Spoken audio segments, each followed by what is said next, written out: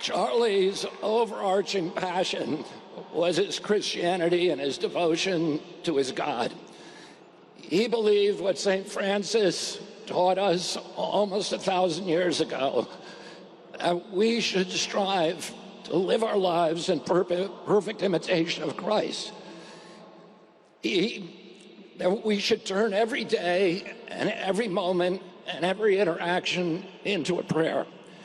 And Charlie understood the great paradox that it's only by surrender to God that God's power can flow into our lives and make us effective human beings. Christ died at 33 years old, but he changed the trajectory of history. Charlie died at 31 years old, but because he had surrendered, he also now has changed the trajectory of history.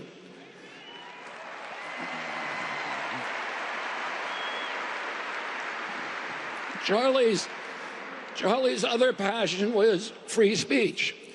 He understood that the free flow of information was the soil, the water, the sunlight for democracy. He understood democracy's great advantage was that our policies were formed by ideas that had triumphed in a marketplace of debate and conversation. He thought that conversation was the only way to heal our country. And this was particularly important during a technological age when we are all hooked into social algorithms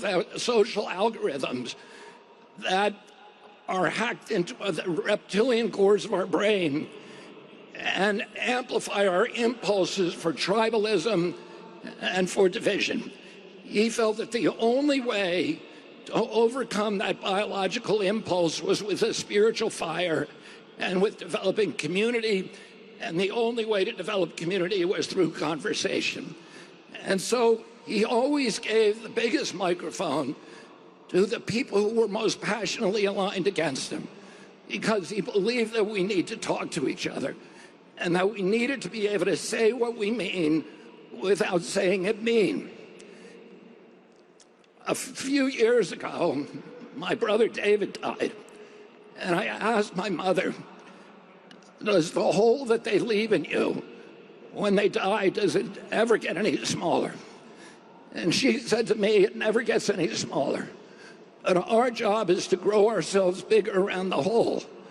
And we do that by taking the best qualities, the best, most admirable character traits of the person that died and integrate them with restraint, with discipline, with practice into our own character. And in doing that, we make ourselves larger and the whole gets proportionally smaller. But we also give a kind of immortality to the person who left us, because their work continues through us. A couple of days ago, my niece, or my granddaughter, left for college in Europe.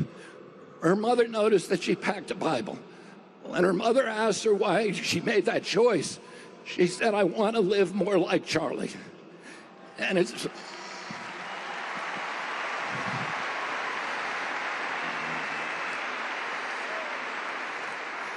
In one of my first conversations with Charlie in July of 2021, we were talking about the risks that all of us take when we challenge entrenched interest, the physical risk. And he asked me if I was scared of dying. And I said to him, there's a lot worse things than death.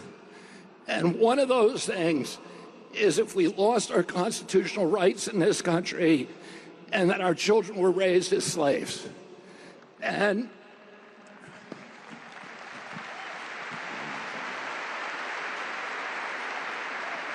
I said to Charlie, I said, sometimes the best consolation we can hope for is that we get to die with our boots on.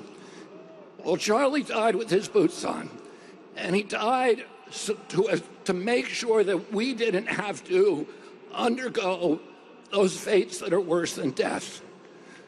Oh, let's remember Charlie. He was, for those of us who were friends with Charlie, we don't need any more evidence of the love of God, because the evidence, the friendship is the best evidence that God loves us all. Thank you, and God bless you.